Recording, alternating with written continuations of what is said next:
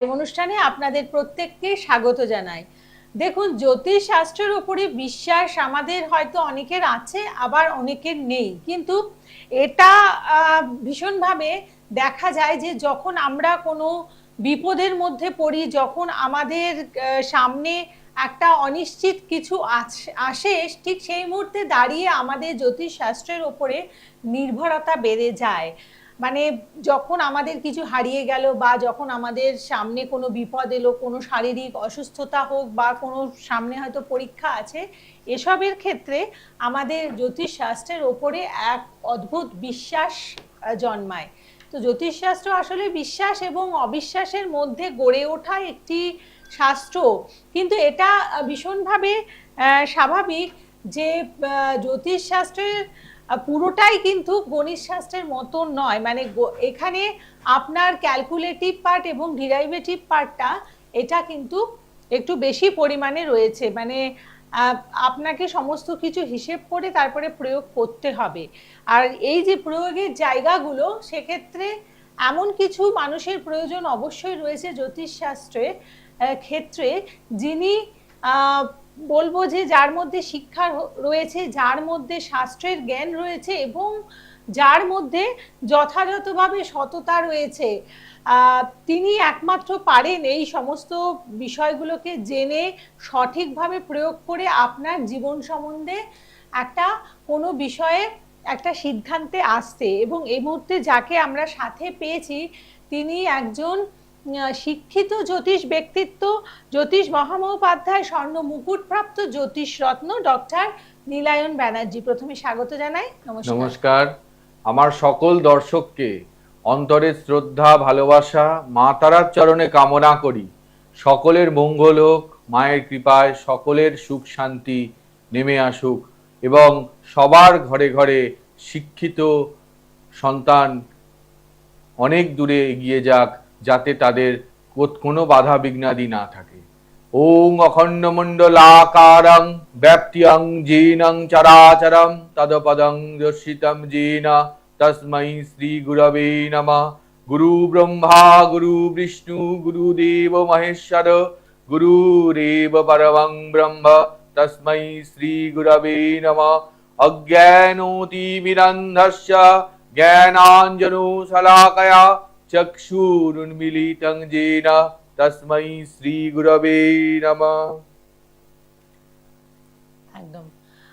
তন্ত্রের ক্ষেত্রে আমাদের এই জায়গাটা কিন্তু ভীষণভাবে দরকার। মানে তন্ত্রে একজন গুরুর সান্নিধ্য বা গুরুর মত অনুযায়ী চলার জায়গাটা রয়েছে, এবং গুরু প্রণামের মাধ্যমে কিন্তু আমাদের অনেক মানে জীবনের অন্ধকারের জায়গা দূর হয়ে যায়। গুরুই কিন্তু পারে আমাদের জীবনের সঠিক পথ প্রদর্শন করতে।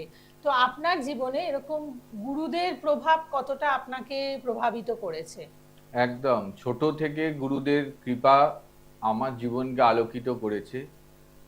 আমার যখন পৈতে হয় গুরুর কৃপায়, সেটাও উপনয়ন, সেটাও একটা আমাদের ব্রাহ্মণদের একটা দ্বিতীয় জন্ম বলা যেতে পারে।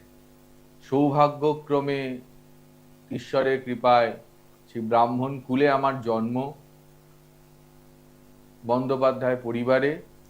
এবং এই জীবনে প্রথম উপনয়নের পর উপলব্ধি করলাম যে অতক্ষণ যখন যজ্ঞ হচ্ছিল পৈতের সময়, সেই ওই রকম তাপ অত ঘন্টা সহ্য করার পরেও দেহের মধ্যে কোনো রকম তার প্রভাব পড়েনি। তারপর থেকে সেই পবিত্র গায়ত্রী মন্ত্র, সেটি ক্রমান্বয়ে আমাদের যে ব্রাহ্মণদের প্রতিনিয়ত প্রত্যেক যে সন্ধ্যা, সেই সন্ধ্যা তার যে মাহাত্ম্য, সেটা দিনে দিনে কিন্তু বুঝতে পারলাম। তারপর গুরু দীক্ষা, তারপরে ক্রমে ক্রমে সেই গুরুর যে সাধনার পর্বে আমাকে আস্তে আস্তে করে তিনি নিয়ে এলেন বিভিন্ন মার্গে। এবং কিছু গুরু, শুধু বলবো যে একটি গুরু নন, আমার 2-3টি মার্গে দুজন তিনজন গুরুর কিন্তু কৃপা আছে, যাদের কৃপা না থাকলে আমি এই জায়গায় আসতে পারতাম না। তারা কিন্তু কিছু কিছু মার্গে আমাকে উপনীত করেছেন। তাই তাদের কৃপা এবং তারা যখন আমাকে সেই সাধনা করিয়েছেন, কিছু কিছু এমন জীবনে দর্শন হয়েছে, তখন মনে হয়েছে যে এই জাগতিক জগতের বাইরে একটি এমন জগৎ, যেই জগতের সাথে কিন্তু যদি কারো সম্পর্ক হয়, সেই জগতের থেকে কিন্তু থেকেও না থাকার মতো থাকতে পারবে এবং একটা অন্যরকম অদ্ভুত ঐশ্বরিক পরমার্থিব আনন্দ লাভ করতে পারবে। গুরু বিনা কিছু হয় না। ধ্যান মূলং গুরুর মূর্তি, পূজা মূলং গুরু পদম, মন্ত্র মূলং গুরুর বাক্যং, মোক্ষ মূলং গুরুর কৃপা। গুরুর বাক্য, গুরুর চরণ, এটাই জীবনের সার। গুরুই কিন্তু এই আধ্যাত্মিক পথে আনয়ন করেছেন এবং এই যে জ্যোতিষ, সেই জ্যোতিষটাও কিন্তু গুরুর কৃপা। যাবতীয় যে পড়াশোনা করেছি তাতেও কোনো গুরুর কৃপা, সেখানেও কিন্তু শিক্ষক শিক্ষিকা মহাশয়রা কিন্তু আমাদের ক্রমে ক্রমে আমাদের উত্তীর্ণ করেছেন এবং তার বাইরেও আমরা যদি কিছু শিখি, সেগুলো কিন্তু গুরুর কৃপা। গুরু বিনা কিচ্ছু হয় না। আর তন্ত্র গুরুমুখী বিদ্যা, এই বিদ্যা কিন্তু গুরু শিষ্য পরম্পরায় চলে এসছে এবং যে অথেন্টিক যে তন্ত্র যিনি করবেন, তারা কিন্তু চিরকালই গুরু শিষ্য পরম্পরার মধ্যেই থাকবে। তা হঠাৎ করে কোনো কিছু ভাবে শিখে নেওয়ার বস্তু না। তন্ত্র করতে গেলে গুরুর সান্নিধ্যে থেকে, গুরুর পরামর্শে থেকে, গুরুর কৃপা নিয়েই কিন্তু করতে হবে। একদম। তাই যারা বিভিন্ন সমস্যার মধ্যে রয়েছেন, সেক্ষেত্রে যখন ডক্টর নীলায়ন ব্যানার্জির সাথে আপনারা যোগাযোগ করেন, তো এই যে গুরুর আশীর্বাদ বা তার তন্ত্র জীবনের যে শিক্ষা, জ্যোতিষ জীবনের শিক্ষা, এই সমস্ত কিছু মিলিয়েই তিনি আপনাদের সমাধান দিয়ে দেন।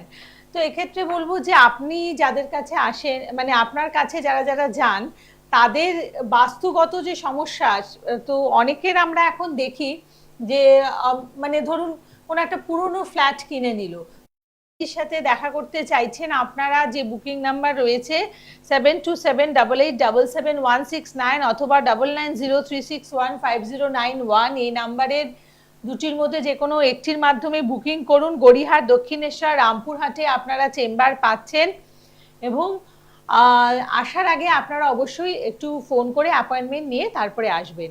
তো বাস্তুর জায়গাটা আমাদের ভীষণভাবে একটা উল্লেখযোগ্য জায়গা, মানে আমাদের জীবনের একটা ইম্পর্টেন্ট জায়গা আমাদের উন্নতির ক্ষেত্রে। অতএব সেইখান থেকে যদি আপনারা কেউ পুরনো ফ্ল্যাট কিনছেন বা আপনার যে বাড়ি, সেখানে হয়তো ক্রমাগত নানান সমস্যার সম্মুখীন আপনি হচ্ছেন, তো বাস্তুর দিকটা অবশ্যই একবার আপনারা একটু টিভির সাউন্ডটাকে আগে মিউট করুন। হ্যালো, টিভির সাউন্ডটাকে। আচ্ছা আচ্ছা, বলুন বোলপুর থেকে কে বলছেন, নামটা বলুন। আচ্ছা, কার ব্যাপারে জানবেন? হ্যাঁ, কি বলছেন? আচ্ছা, ডেট অফ বার্থটা বলুন।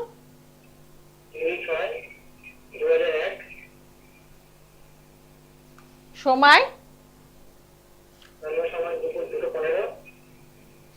আচ্ছা, আর জন্মস্থান? 1 থেকে 10-এর মধ্যে একটা সংখ্যা বলুন।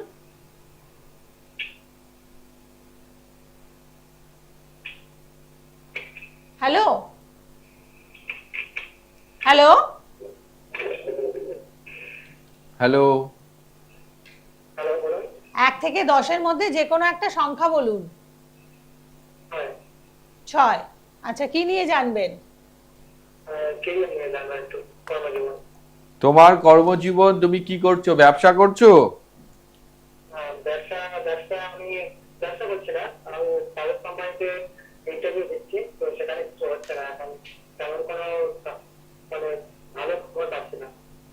আচ্ছা, তোমার যে ইন্টারভিউ যে দিচ্ছ, তোমার মনোমতো ইন্টারভিউ হচ্ছে না ভাই।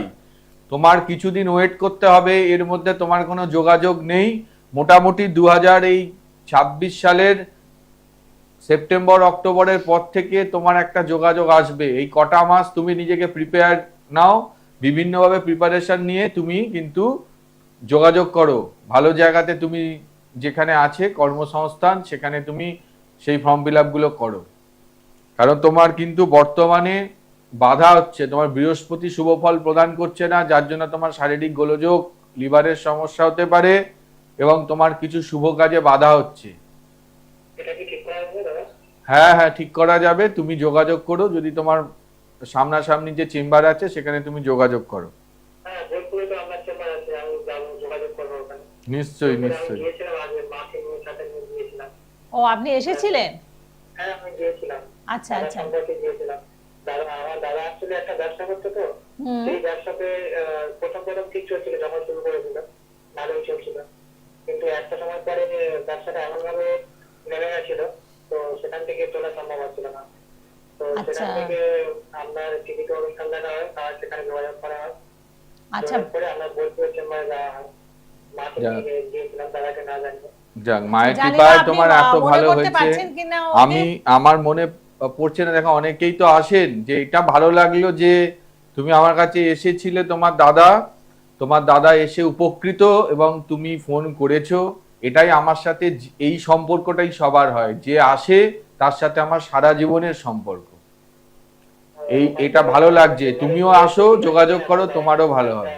ভালোই চলছে নিশ্চয়ই। এখন, আগের মতো, মানে আগের যে যেমনটা ছিল হ্যাঁ তেমনটা হয়ে যাচ্ছে এখন। হ্যাঁ, বাহ, এই যেটা খুব খুব ভালো। ভালো লাগছে। মায়ের কৃপায় তোমার দাদার আরো শ্রীবৃদ্ধি হোক, সংসার আরো সুখের সমৃদ্ধিতে ভরে উঠুক, তোমারও ভালো হবে। তুমি এসো ভাই, নিশ্চয়ই ভালো হবে। ঠিক আছে। জয় মা। ঠিক আছে, আপনি ভালো থাকবেন। এবং এই যে ব্যবসার ক্ষেত্রে আপনাদের ব্যবসার জায়গাটা খারাপ হয়ে গিয়েছিল, তো উনি করে দিয়েছেন।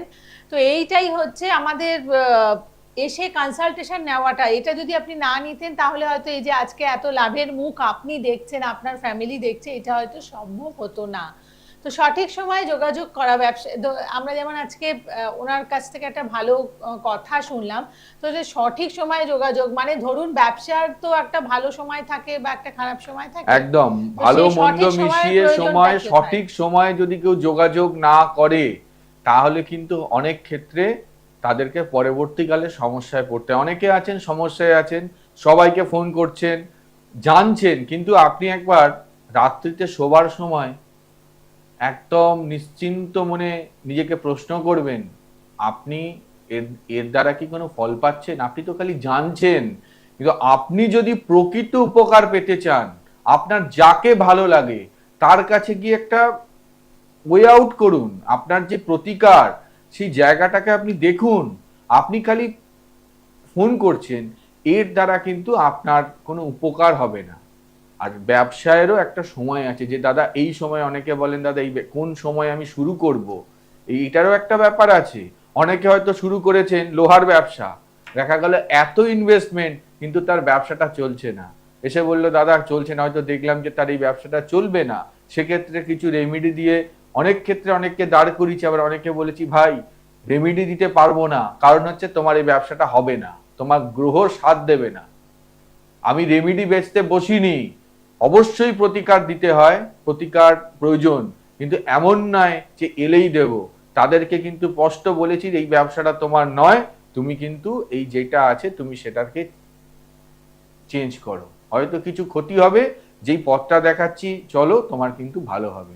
অনেকে করেছে, আবার হয়তো অনেকে দেখিয়ে গিয়ে তাদের হয়তো মনে হয়নি, করেনি, সেটা তাদের ব্যক্তিগত ব্যাপার, কিন্তু অনেকে উপকৃত। আজকে এই 14 বছর যে প্রফেশনটা করছি, আপনাদের সাথে আছি, আপনাদের ভালোবাসা, সর্বোপরি মা তারার কৃপা, বামদেবের কৃপা আমার সাথে আছে। একদম।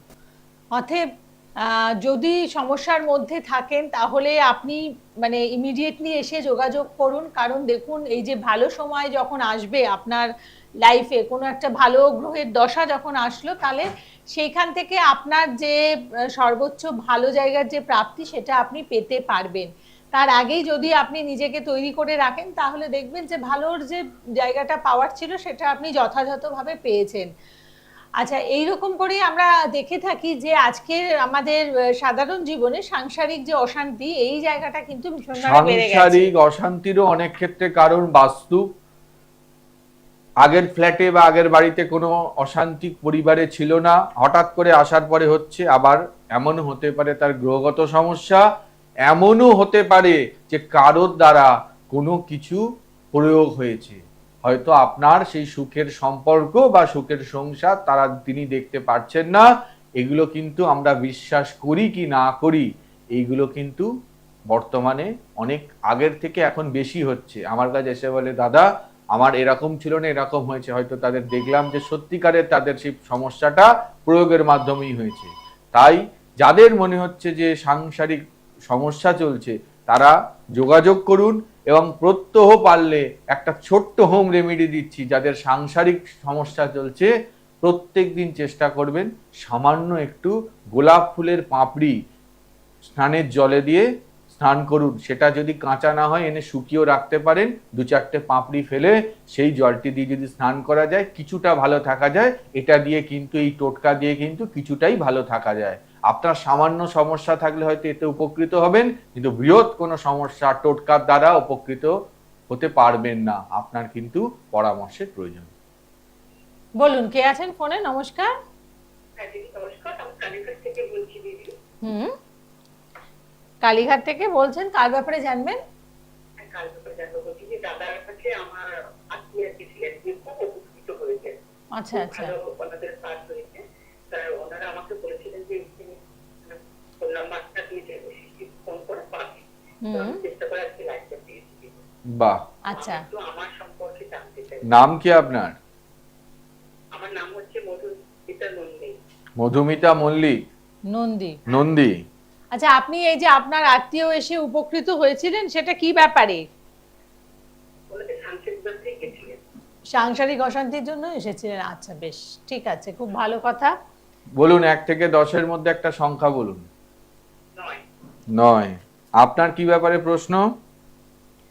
আমারও এখানে মানে প্রবলেম যদি আমরা থাকবে। আপনারও তো সাংসারিক সমস্যা পাচ্ছি, ঠিক আছে। বাস্তুর কিছু সমস্যা আছে, আপনার বাস্তুর প্রতিকারের প্রয়োজন। বাস্তু কিন্তু আপনাদের অনেক কিছু অবস্ট্যাকলস আনছে, সাংসারিক, ফাইন্যান্সিয়াল, শারীরিক, সমস্ত কিছু। হেলথ ইস্যু হচ্ছে কিছু পরিবারের মধ্যে।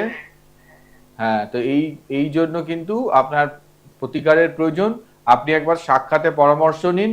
আপনার যিনি আপনাকে ফোন করতে বলেছেন তিনি যেরকম উপকৃত, আপনিও এরকম উপকৃত হবেন, এবং আপনারও কিন্তু এই সমস্যার সমাধান হয়ে একটা শান্তিতে জীবনে বেঁচে থাকবেন। ঠিক আছে, ঠিক আছে, খুব ভালো থাকবেন মায়ের কৃপায়। ঠিক আছে, ভালো থাকবেন। তো সাংসারিক অশান্তির ক্ষেত্রে বুঝতেই পারলেন, একটা ফোন পেলাম, যিনি যার আত্মীয়া এসেছিলেন তিনি এসে কাজ পেয়েছেন, এবার তিনি জানতে চাইছেন। তো এরকমই আজকের প্রত্যেকটি ঘরে ঘরে অশান্তির জায়গাটা ভীষণভাবে দেখা যায়, প্রকট থাকে। তো সেখানে বাস্তুর জায়গাটা একটা ইম্পর্টেন্ট। তো বাস্তুর ক্ষেত্রে আপনারা যেমন বলছেন, তো সেরকম ভাবে ফলো করুন আপনাদের দিকগুলো, রান্নাঘর কোথায় আছে। আর যদি রান্নাঘর মানে যেখানে যেমন আপনি বলছেন সেই জায়গাতে নেই, তাহলে তারা কি করবে? দেখুন, এমনও মানুষ আছেন যেটা প্র্যাকটিক্যাল কথা মানতে হবে, হয়তো অনেক কিছু কষ্ট করে তাদের যেটুকুনি সম্বল ছিল সেটাই বেচে একটা ছোট্ট মাথা গোঁজার ঠাঁই করেছেন। তাহলে কি বলছেন, আপনাদেরই প্রশ্ন করি, আপনি কি ওইটা কি বিক্রি করে দেওয়ার মতো ক্ষমতা আছে, দিয়ে আবার একটা আপনার কেনার ক্ষমতা আছে? বাস্তব পথে আসতে হবে। তাদের ক্ষেত্রে কিন্তু কিছু প্রতিকার আছে, যেটা আপনি রাখলে আপনার সেই গৃহের কলহ বা সেই অশুভ দোষ নাশ হবে। কিন্তু অনেকেরই তো সামর্থ্য নেই যে আরেকটা বাড়ি কিনবো, হয়তো বাস্তুদোষ প্রবল, মানে মাথা গোঁজার ঠাঁই ছিল না, কোনো রকম ভাবে হয়েছে, তাদের কিন্তু সম্ভব নয়। সেই ক্ষেত্রে কিন্তু প্রতিকারই শেষ কথা। অনেক আছেন যারা এইভাবে ভালো আছেন, হয়তো উত্তর পূর্ব দিকেই বাথরুম, আপনি সরাতে পাচ্ছেন না, আপনার সেই ক্ষমতা নেই, আপনাকে ওখানেই বাঁচতে হবে। সেই ক্ষেত্রে বলবো কিছু প্রতিকারের দ্বারা ভালো থাকা যায় বা ভালো আছেন। কেন বর্তমানে যে পরিমাণে জমির মূল্য, সবাই কিন্তু হঠাৎ করেই যে সবকিছু করতে পারছেন তেমন নয়।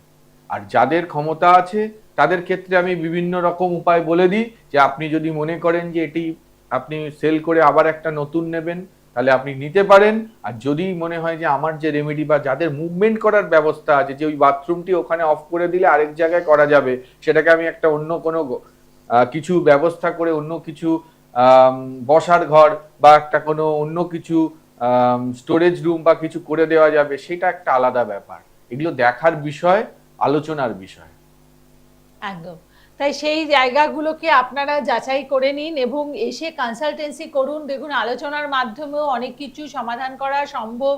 বিশেষ করে বলবো যে যে সাংসারিক অশান্তির জায়গা বা অবাধ্য সন্তানের জায়গা, এই জায়গাগুলো কিন্তু অবাধ্য সন্তান, উনি এত একটা মূল্যবান কথা বললেন যে অবাধ্য সন্তান খালি গ্রহগত দোষে নয়, বাস্তু দোষের কারণেও হয়। অনেকে বলেছেন আমার ছেলে ভীষণ স্টুডিয়াস, আমি ফ্ল্যাটটা চেঞ্জ করেছি, বা অনেকের আছেন যে সার্ভিস বিভিন্ন রকম কারণে তারা চেঞ্জ করতে হয় তাদেরকে, তারা সেইখানে গিয়ে যে কোয়ার্টার আছে, কোয়ার্টার পেয়েছেন, সেখানে আছেন, দেখা যাচ্ছে ছেলে বিগড়ে গেছে, কিন্তু দেখছি না মোটামুটি তার গ্রহযোগ তেমন কথা বলছে না। একদিন ভিজিট করলাম, দেখছি তাদের বাস্তু সমস্যা, সেখানে তার পড়ার দিক সেগুলোকে দেখে বলে দিলাম যে এইভাবে এই দিকে মুখ করে পড়বে, এইভাবে তার পড়ার টেবিল হবে। এগুলোও কিন্তু একটা বিষয়, আপনি কোন দিকে মুখ করে পড়ছেন, কি রঙের কাপড় দিয়ে আপনি সেই টেবিলের মধ্যে রাখছেন, এই জন্য কিন্তু বাস্তুর ভূমিকা আছে এবং রঙেরও ভূমিকা আছে জীবনে। তাই বাস্তুকে তুচ্ছ ভাববেন না। যাতে আপনি ঘুমোচ্ছেন, খাচ্ছেন, এই যে খাওয়া, অনেকে বলে দাদা রান্না করি ফেলা যায়, বাস্তুর সমস্যাও হতে পারে। বলে রান্না হচ্ছে কিন্তু কারো সময়ের কারণে খাওয়া হচ্ছে না, এখানেও কিন্তু কিছু সমস্যা হতে পারে। তাই বাস্তুর যাদের সমস্যা, এটাকে তুচ্ছ ভাববেন না। আজকে 5 টাকা বাঁচাতে গিয়ে আপনার অনেক বেশি খরচা হয়ে যেতে পারে। তাই বাস্তু সমস্যা যদি থাকে, অবশ্যই তার প্রতিবিধান করুন। একদম। তাই প্রতিকার প্রতিবিধানের পথে হাঁটুন এবং কোনো সমস্যায় আপনাকে আটকাতে পারবে না যদি আপনি নিজে তৎপর থাকেন, আপনার মধ্যে সদিচ্ছা থাকে এবং যথাসময়ে এসে আপনি কনসালটেশন করেন এবং রেমেডি ধারণ করেন, তাহলে দেখবেন আপনি অবশ্যই এগিয়ে যেতে পারবেন। আপনার সমস্যা বা আপনার বাধাগুলোকে আপনি লঙ্ঘন করতে পারবেন, আপনি ভালো থাকতে পারবেন। আমাদের আজকের আলোচনা এতটুকুই। আপনাকে ধন্যবাদ জানিয়ে আজকের অনুষ্ঠান শেষ করব। আমার আগের যে সমৃদ্ধি প্যাকেজ ছিল, যারা যারা সেই সৌভাগ্যবানেরা পেয়েছেন, নিয়েছেন, তাদের ভালো হয়েছে। পরবর্তীকালেও এই আগাম যে বুদ্ধ পূর্ণিমা আসছে, সেই তারা কিন্তু সমৃদ্ধি প্যাকেজ গ্রহণ করতে পারেন। প্রভূত তাদের উন্নতি হবে।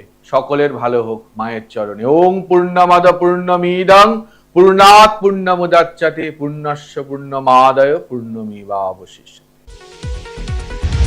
দূর আর দূরে নেই, অচেনা আচেনা